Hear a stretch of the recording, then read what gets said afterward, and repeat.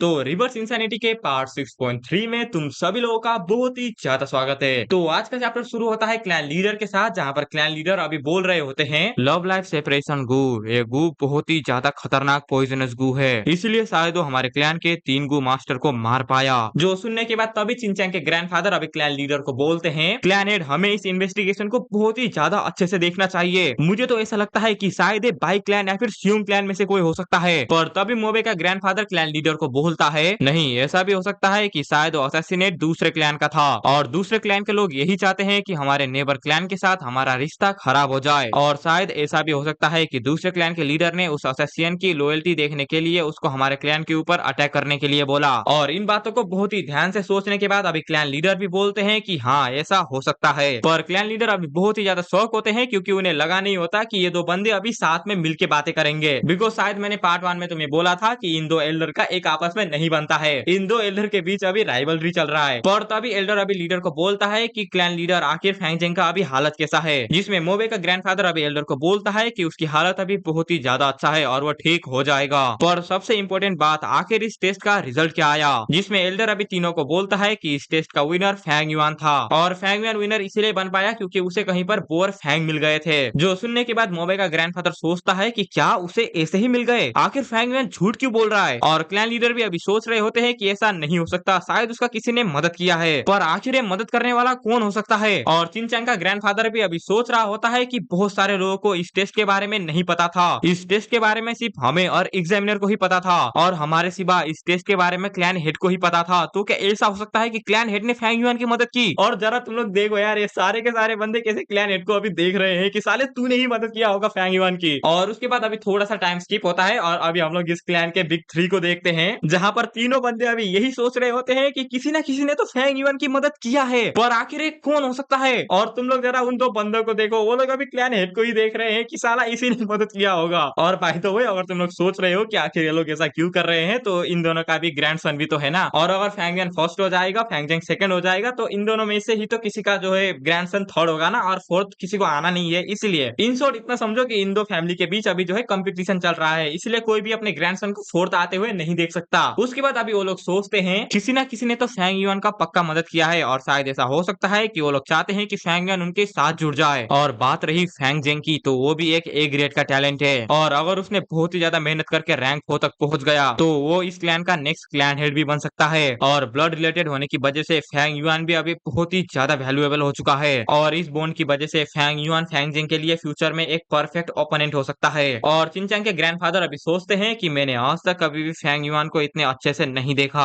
आखिर Fang yuan कौन हो सकता है। उसके बाद अभी हमारा सीन शिफ्ट होता है मोबे के ग्रैंडफादर के ऊपर, जहां पर वो तो सोच रहे होते हैं कि शायद यही यही साला ये चेन फैमिली का ग्रैंडफादर, इसी ने ही सब कुछ किया होगा। वरना मैं अगर सोचूं तो फैंग युआन को मुझसे ज्यादा अच्छे से कौन जानता है, और कौन बंदा मेरे सिवा फैंग युआन को रिक्रूट करना चाहता होगा। नहीं रुको, शायद ऐसा हो सकता है कि ये साला एक क्लैन हेड ही ये सब कर रहा है। हाँ शायद मैं सही सोच रहा हूँ, अगर क्लैन हेड ने फैंग युआन को अपने साइड में कर लिया तो उनका इन्फ्लुएंस और भी ज्यादा बढ़ जाएगा और वो बहुत ही ज्यादा पॉपुलर हो जाएंगे। और ये बोलने के बाद वो तीनों बंदे कुछ टाइम के लिए बहुत ही ज्यादा सोचते हैं। और दूसरी तरफ अभी क्लैन हेड तो सोच रहे होते हैं आखिर कब इन दोनों का एक्टिंग स्किल इतना ज्यादा बढ़ गया। इनका रिएक्शन देख के तो ऐसा नहीं लगता कि इन लोगों ने फैंग युआन की मदद किया होगा, तो आखिर फैंग युआन की मदद किसने किया। और ये बोलने के बाद अभी क्लैन लीडर बहुत ही ज्यादा सोचते हैं कि आखिर फैंग युआन का मदद किसने किया होगा। तो जिसको भी समझ नहीं आया, इतना समझो कि चेन फैमिली का सोचता है कि मो फैमिली का ग्रैंडफादर ने उसका मदद किया होगा, और इस मो फैमिली का ग्रैंडफादर सोचता है कि या फिर चेन फैमिली या फिर क्लैन लीडर, इन दोनों में से किसी ने फैंग युआन का मदद किया होगा। पर अभी क्लैन लीडर को ऐसा लग रहा है कि इन दोनों ने ही मदद किया है, क्योंकि ये दोनों ही फैंग युआन को अपने साइड में चाहते हैं। तो ऐसा सोच रहे हैं ये तीनों के तीनों बंदे। उसके बाद बहुत ही ज्यादा सोचने के बाद अभी क्लैन लीडर बोलते हैं फैंग युआन बहुत ही अच्छे से आ गया, पर फैंग जेंग के ऊपर किसी ने असैसिनेट करने की कोशिश किया, इसलिए ग्यू क्लैन इस मैटर को इतनी ज्यादा लाइटली नहीं ले सकती। जिसने भी फैंग जेंग के ऊपर अटैक किया, हमें उसके ऊपर रिटेलिएट करना चाहिए। और डार्क हॉल एल्डर, इस मैटर के ऊपर एक प्लान बनाओ और कुछ टाइम बाद उस प्लान को मेरे पास लेके आओ। और अगर हम लोग फैंग जेंग के बारे में बात करें तो वो एक ए ग्रेड का टैलेंट है, वो हमारे क्लैन का एक होप है, और अगली बार ऐसा ना हो इसलिए अब से मैं खुद ही उसको ट्रेन करूंगा। और सुनने के बाद तीनों के तीनों एल्डर में से कोई भी कुछ भी नहीं बोलता। तो अगर तुम लोग में से कोई भी अभी सोच रहा है कि रुपेश भाई क्लैन लीडर तो अभी फैंग जेंग को बहुत ही टाइम से ट्रेनिंग दे रहा है, तो अभी उसने क्यों बोला कि वो अभी ट्रेनिंग देगा। तो सुनो, क्लैन लीडर अब तक फैंग जेंग को सीक्रेट में ट्रेनिंग दे रहा था, पर अभी क्लैन लीडर ने बोल दिया ना कि अब से मैं ट्रेनिंग दूंगा, इसका मतलब अभी कोई भी उसके बीच में नहीं आ सकता। उसके बाद क्लैन लीडर लीडर और बोलते हैं। और बात रही फैंग युआन की, तो वो सी ग्रेड का होने के बाद भी इस टूर्नामेंट में वो फर्स्ट आया है, इसलिए मेरी तरफ से उसे 30 प्रीमियर स्टोन दे दो। और एकेडमी एल्डर उसे बोलते रहना कि वो अपने कल्टीवेट को ऐसे ही आगे बढ़ाता रहे। जो सुनने के बाद अभी मोबे का ग्रैंडफादर से सोच रहा होता है कि क्या 30 प्रीमियर स्टोन, आखिर इसका मीनिंग क्या है? आखिर क्लैन लीडर ने उसे इतना ज्यादा कम रिवार्ड क्यों दिया? शायद ऐसा तो नहीं है ना कि क्लैन लीडर फैंग युआन का बिल्कुल भी मदद नहीं कर रहे। तो आखिर ये बंदा कौन है जो कि शैडो में छुप के फैंग युआन का मदद कर रहा है? और ये होने के बाद सारे के सारे एल्डर वहां से चले जाते हैं और उनको जाते हुए अभी क्लैन लीडर भी देख रहे होते हैं। और उन एल्डर के जाने के बाद अभी क्लैन लीडर बोलते हैं, ये फैंग युआन, ये बंदा बहुत ही ज्यादा फैसिनेटिंग है, शायद मुझे उसके ऊपर अब से नजर रखना शुरू कर देना चाहिए। और ये बोलने के बाद अभी हमारा सीन शिफ्ट होता है एक गुफा के ऊपर, जहाँ पर अभी फैंग युआन को इनहेरिटेंस मिलने वाला है वाइन ओल्ड मोंग का। और अभी हम लोग फैंग युआन को देखते हैं जो कि बोल रहा होता है, उस टूर्नामेंट को खत्म हुए अभी 10 ही दिन हुआ है, पर देखो मैं अभी रैंक 1 के अपर स्टेज में पहुंच चुका हूँ। मैं अपने पास सेल्फ से तो बहुत ही जल्दी कल्टीवेट कर रहा हूँ। वो वाइल्ड बोर गू की मदद से अभी मेरा स्ट्रेंथ बोर लेवल का हो चुका है, और अभी मैं उस लिमिट में तो पहुंच चुका हूँ जहाँ पर मैं इस पत्थर को यहाँ से हटा सकता हूँ और वाइल्ड मोंग का इनहेरिटेंस को ले सकता हूँ। चलो तो अभी टाइम आ चुका है कि मैं वाइल्ड मोंग की लेगेसी को और भी ज्यादा एक्सप्लोर करूँ। और ये बोलने के बाद ये चैप्टर यहीं पर ही खत्म हो जाता है। तो आज के वीडियो के लिए बस इतना ही। तब तक के लिए तुम लोग मेरा इन दो में से कोई भी वीडियो जाके देख सकते हो। मैं तुम लोगों से वहीं पर मिलूंगा। And as always good